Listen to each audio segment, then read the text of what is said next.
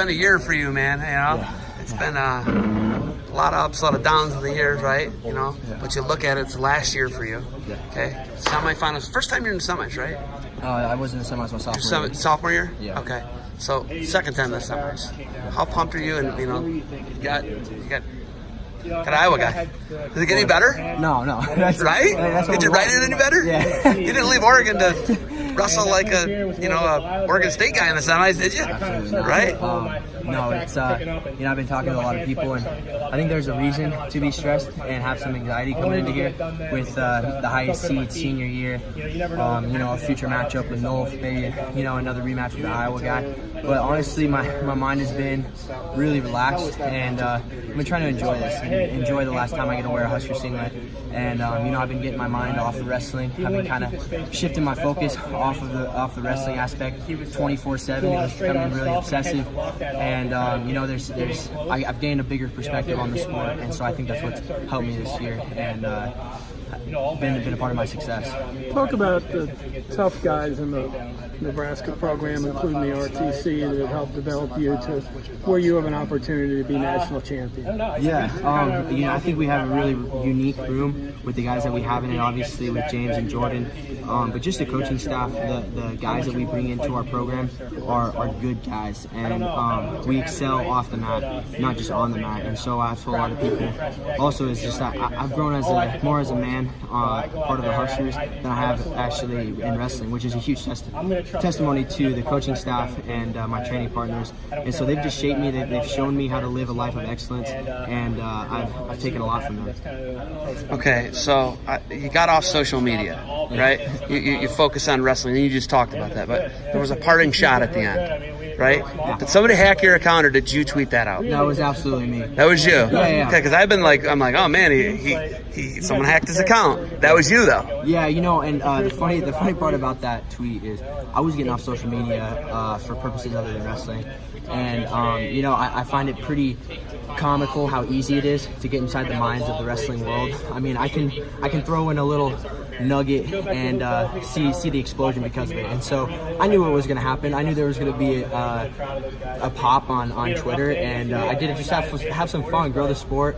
And you know what? I am looking forward to that matchup, and I want it again. And but you know what? There's a lot of emotional people out there, and I've heard a little bit of the backlash from it. But that kind of stuff just gets rust off my shoulders. I mean, a lot of those people are just sheep, and I'm a wolf. I mean, it doesn't matter what they say, Yeah, because I was like defining, like, nah, someone hacked his account. It was you. 100%. I like the ownership there. Yeah. I gotta give you some credit. A lot of people don't own something like that. You're owning it, okay? Yeah. I gotta give you a lot of credit. Like Gary, piggybacking off of what Gary says, could you ask for better training partners than you have? Yeah. Right? I mean, you got the best training situation in the United States of America, maybe the world. Yeah. Right? And you left Oregon, the desert, right? Yeah. You left the desert for a reason. Yeah. To Lincoln, right?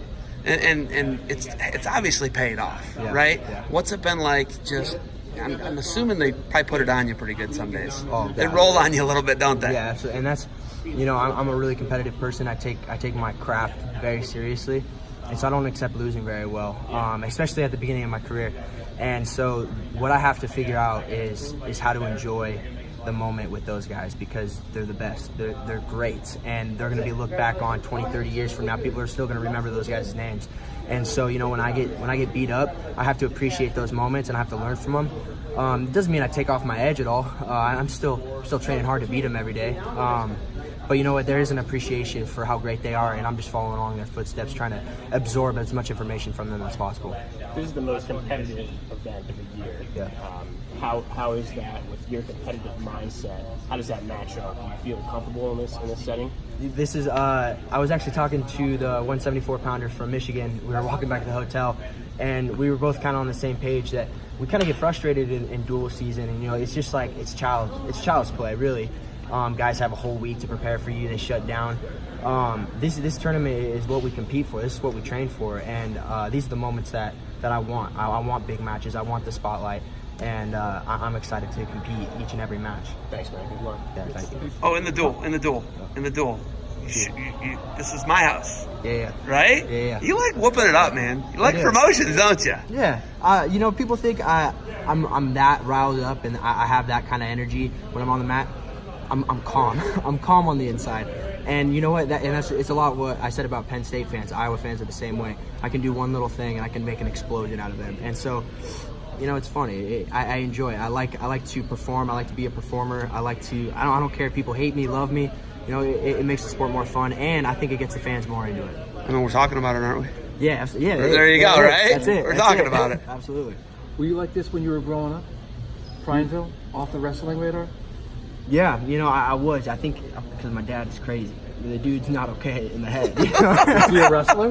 Yeah, he did wrestle, but he was a football player. Okay. He just, what I've gotten from him is just a ridiculous work ethic. And so, there was times when I was a kid where I didn't want to do it. And looking back on the things I did as a kid, they were a little crazy at times, but he showed me it was never a forced thing. And I think that's why I still have passion for the sport. That's why I love what I do now, is because he just simply asked me what my goals were, and I told him, and he held me to it. Right. He knew what it was going to take for me to get to this spot. I didn't, and at times it hurt, but it's what's brought me here today. And you're outside of the spot like that in Prineville, right? I mean, like second city to Bend and Redmond and Sister. But did you ever envision this? Because you're not surrounded by guys who are doing this in Oregon.